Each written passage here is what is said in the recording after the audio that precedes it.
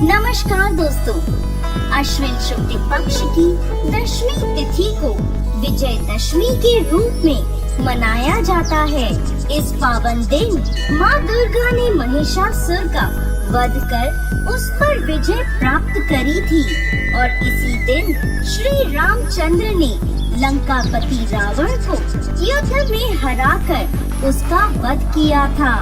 इसलिए विजयदशमी को दशहरा भी कहा जाता है। दशहरा का अर्थ है दशानन की हार। विजयदशमी को बुराई पर अच्छाई की, असत्य पर सत्य की जीत का प्रतीक माना जाता है।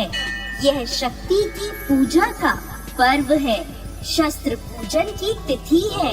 ऐसा माना जाता है कि इस दिन जो कार्य आरंभ किया जाता है उसमें विजय अवश्य प्राप्त होती है।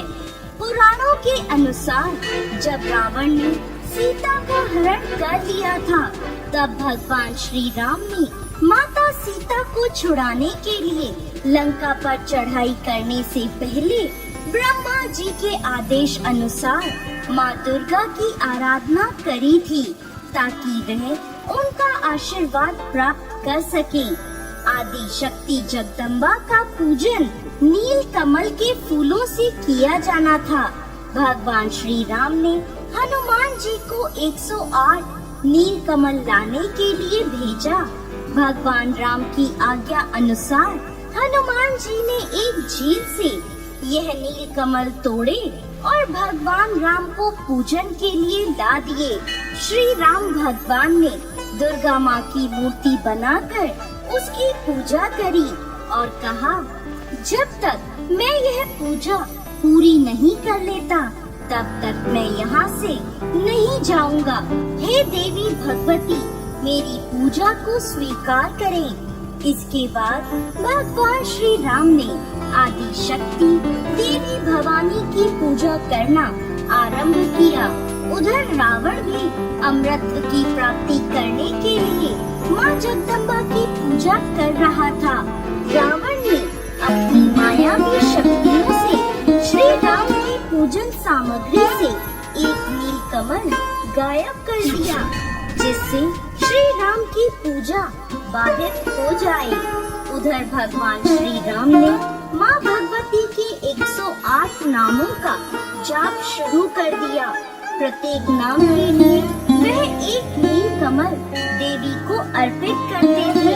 जब वह अंतिम नाम ब्रह्मवादिनी का जाप करने वाले थे, तभी उन्होंने देखा कि एक कमल का फूल कम है। उन्होंने अपनी आँख को तीर से निकालकर माँ दुर्गा को समर्पित करने की ठान ली, क्योंकि भगवान श्री राम को कमल नयन कहा जाता है। तभी माँ दुर्गा वहाँ प्रकट हुई और बोली, मैं आपकी पूजा से प्रसन्न हूँ। उन्होंने भगवान श्री राम को विजय श्री का आशीर्वाद दिया। इसके बाद देवी स्वयं भगवान श्री राम के अस्त्र शस्त्रों में विराजित हो गयी। दूसरी ओर रावण की पूजा के समय हनुमान जी ब्राह्मण बालक का रूप धरकर वहाँ जा पहुँचे और पूजा कर रहे ब्राह्मणों में बैठ गए और एक श्लोक जया देवी भूते हरणी में हरणी के स्थान पर करणी उच्चारित कर दिया। हरणी का अर्थ पीड़ा हरने वाली है और करणी का अर्थ पीड़ा देने वाली, जिससे माँ दुर्गा रुष्ट हो गई और उन्होंने रावण को श्राप दिया कि तेरा सर्वनाश हो जाए। इसके बाद भगवान श्री राम ने अधर्मी रावण को युद्ध के लिए ललकारा और 10 दिनों तक उससे युद्ध किया। अश्विन शुक्ल पक्ष की दशमी तिथि को भगवान राम ने माँ दुर्गा से प्राप्त दिव्यास्त्र की मदद से रावण का वध कर दिया और तभी से बुराई पर अच्छाई की जीत का प्रतीक विजयदशमी का यह त्योहार मनाया जाने लगा। जय श्री राम।